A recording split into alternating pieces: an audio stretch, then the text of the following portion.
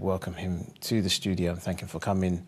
Brother Aqueel, Shukuru, welcome to the show. Assalamu alaikum. Assalamu alaikum. Alaikum salam wa rahmatullahi wa barakatuh. Good to see you. Once again, thank you for coming.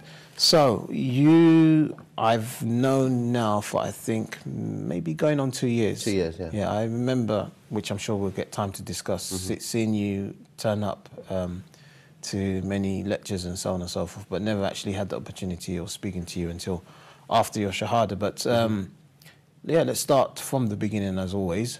And if you could just give us a bit of background, you know, where you were from, were you born in the UK, etc., etc. Yeah, sure.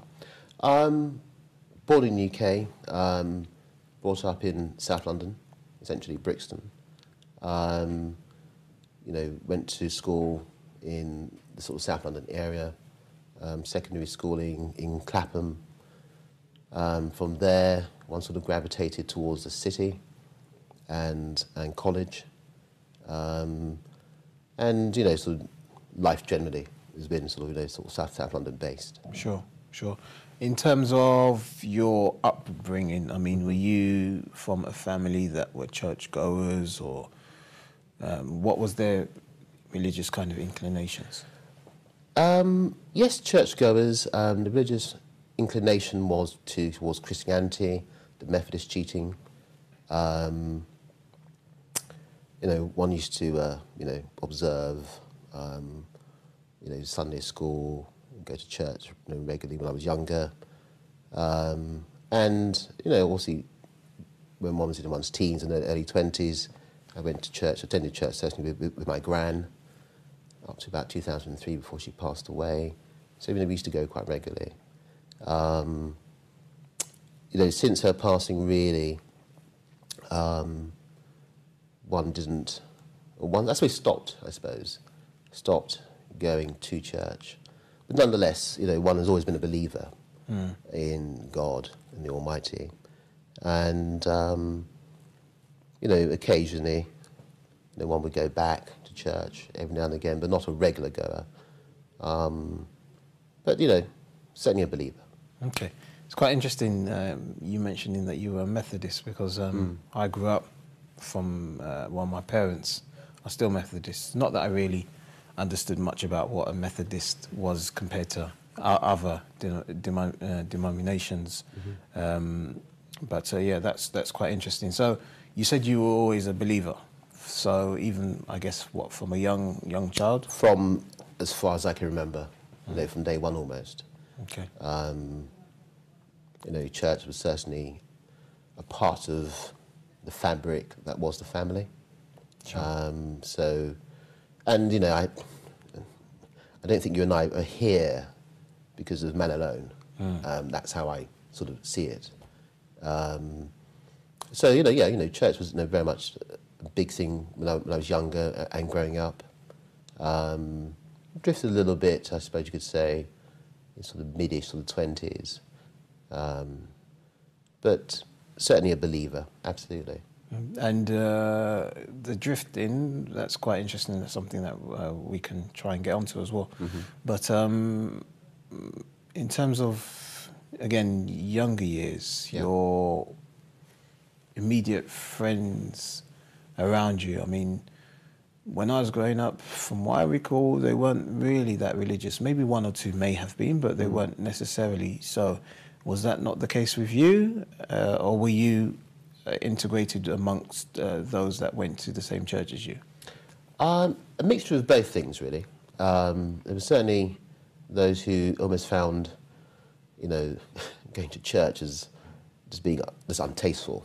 You know, very much non-believers in that sense. And then there were a cluster of people, you know, family, friends, who, you know, were very much, you know, regular churchgoers. And, you know, due to, you know, the influences of one's parents and grandparents, you know, attended church, you know, pretty much every Sunday. Okay, that's quite interesting. Didn't you find church boring? I did. Although Sunday school was quite good. We had an energetic teacher, and he made it quite interesting. I found the pastor's lectures less interesting, less enjoyable. But nonetheless, the message, is the same. And maybe it was enjoyable, I suppose, bearable at the time. But the big thing for me, as one was growing up, going through the church system and things, that regrettably looking back now, the thing for me is that there are a lot of questions actually, no doubt here and there about what was said, and was it in line with what one understood from the Bible, etc., and various testaments, and just speaking to people, the inconsistencies. But it was definitely part of the fabric and an integral part of one's life back then. Yeah. Inconsistencies. I mean, at a young age, I mean, I don't know. Most people just go to church.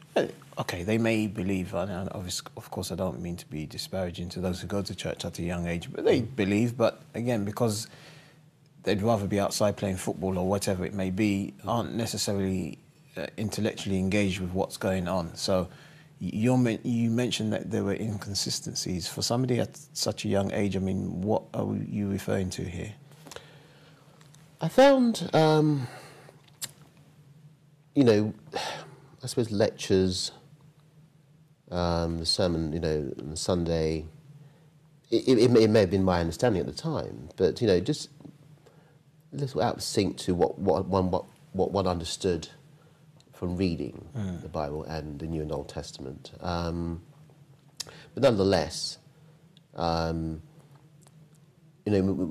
after service, I was always left with a little bit of doubt in one's mind, for one reason or another. And it felt a little incomplete. And that was the general summation of one's experience, really, with Christianity. And I think that's why the drift thing came about. And that's how it happened, really. Sure, yeah. Sure. I'm quite intrigued also about Sunday school. I never had the opportunity of going to Sunday school myself, and quite interested as to, because those who do, an observation I would make is those who do tend to go to Sunday school tend to come out quite grounded. They may, as you say, waver a bit later on in life, but they will still generally be decent, upright individuals, positive members of society. So is it similar to the types of Sunday schools that we have in Islam? Are the same types of subjects of morality taught, or is it just stories of the Bible? It's a bit of both. And, Sunday school was good news as far as I'm concerned. Certainly sets you up for life, for being a contributing individual to society. Keep on the straight and narrow. It taught you a lot of, morality, regarding how one should behave and one's conduct, etc. But also, I think, the teachers we had, very well grounded in, I suppose, the faith, the deen, in that sense, but also they could also bring it to life. Yeah, and you can relate it to, to younger people, make it more real. So, it was a good experience on the whole. I think I probably enjoyed Sunday school more than, sort of sitting in service for an hour. I got more out of it, I think.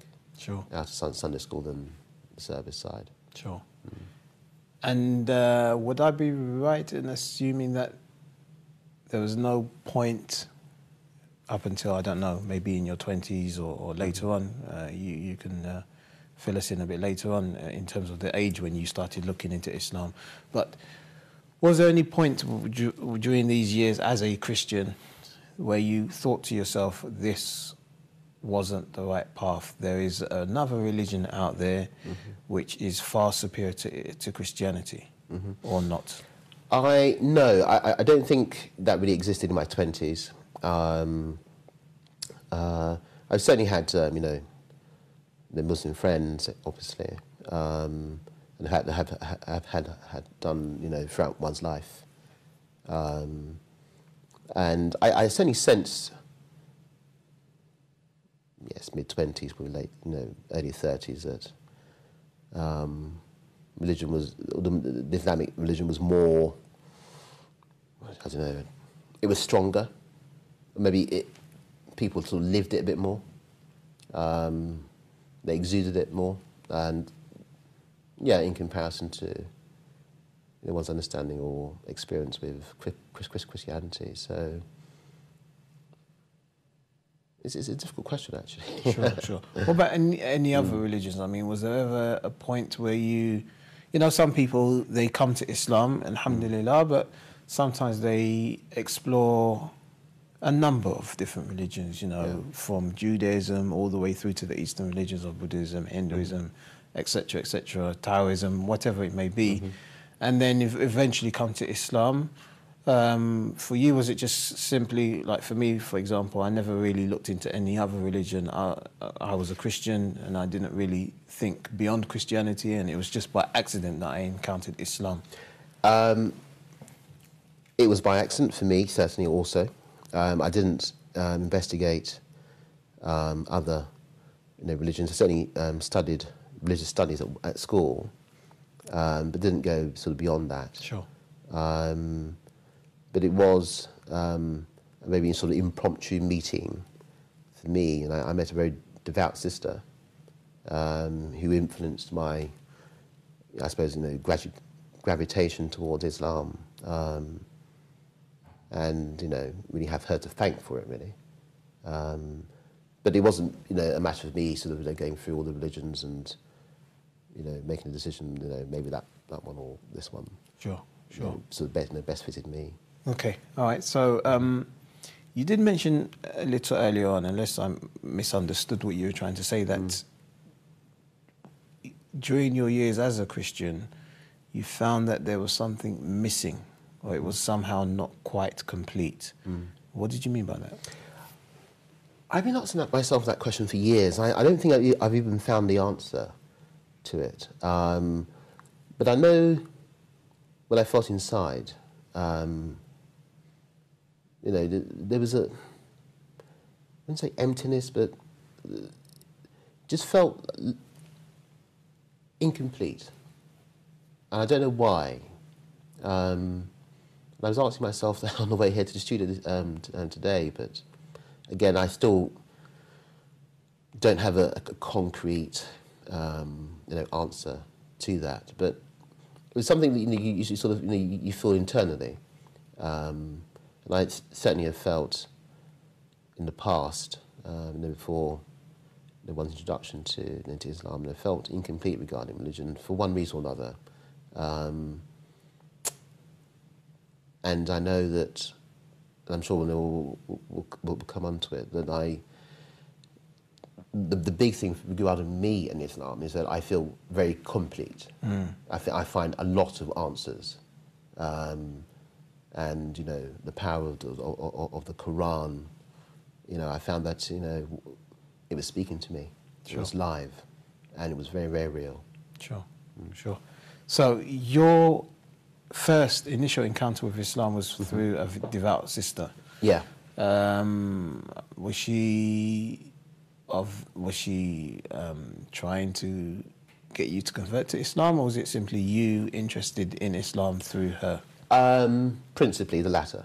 You know, I sort of maybe sort of impromptu met her, you know, on the way home one evening, and was very sort of struck by what I came to know, or understand later, as a clerk, and, you know, I suppose was quite struck also by the light, really, from sort of facially with her. It was very sort of illuminating in a sense. Again, one learns how that's come about, I suppose, through a life in sajda, really, and observing salah. But one's come to learn about that much later on. But Sure. those were the initial Sure. attractions for me. Sure. But then met somebody new and became a friend. Now, you said, and of course, living in South London, it stands to reason that you've kind of been exposed to Islam, or let's say exposed to Muslims throughout your life. Yet it was when you met this devout sister that something struck you about her being, that impressed you. What about all of these Muslims that you met previously? Was it just that you weren't particularly on that level, or was it just they weren't at the same, I don't know, let's call it spiritual level that this sister was at? No, I can categorically state that they were not at the same level of spirituality. Nonetheless, they were committed to their religion, as far as I was aware. But there was something particularly different about this sister and how she propagated the religion for herself, and it was something which was quite noticeable. Simply because I had an opportunity to meet a lot of people, one's life, professionally, privately, personally, but she stood out from the crowd. And that's really, how, one's interest sort of gathered momentum. Sure. So, I mean, how does it work, if you don't mind me asking? I mean, you meet this this sister who's quite devout and is very impressive in her outlook. What do? Do you go home and then start saying, I must find out more about Islam? Well, she said something to me which I suppose was really the catalyst to me, I suppose, looking at life very, very differently. I remember in a conversation we had, I was speaking very much in a you and I and you way. And I didn't notice that what I was saying in that sense, you and I and you way, wasn't quite sitting well with her for one reason or another. And then she said to me, Paul, or Aqueel, stop. Life is not about you and I, or I and you, but we, us and them. And I found that at that stage to be quite profound. And I stopped in my tracks, basically, and quite literally stopped, and to think and ponder what she said and the contents in which she said it. And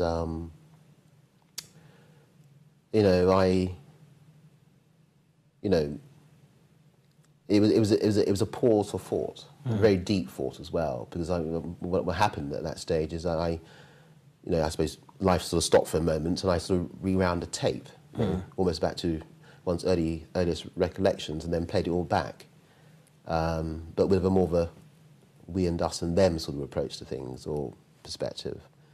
And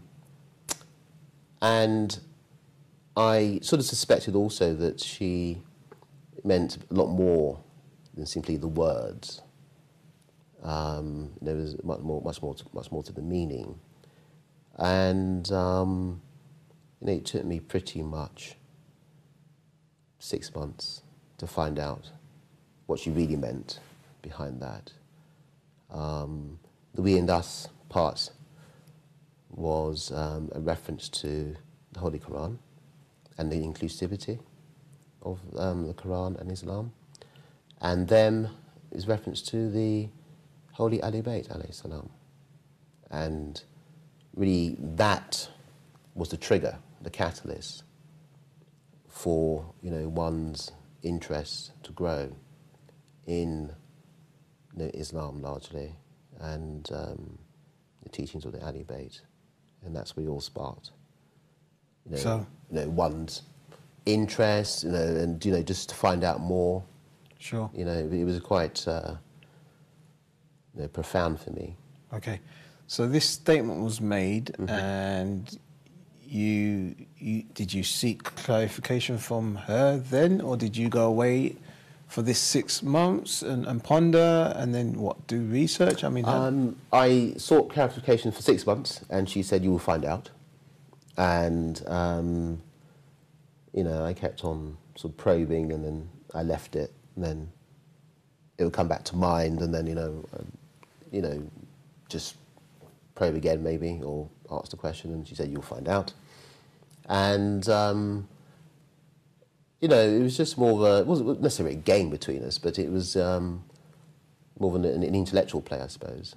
And a friend of mine gave me a copy of the Quran, and around about the same time? no, it was 6 months later. Okay. And alhamdulillah, I found all the answers.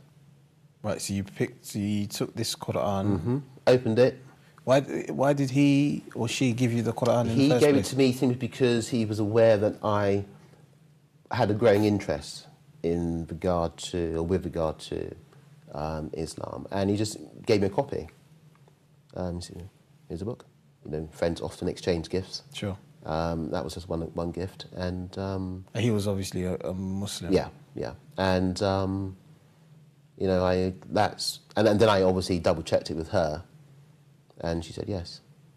Double checked That where the we and us and them connection was I correct? And the answer was yes. So therefore, it took me 6 months really to find out the real answer to the we, us, and the them.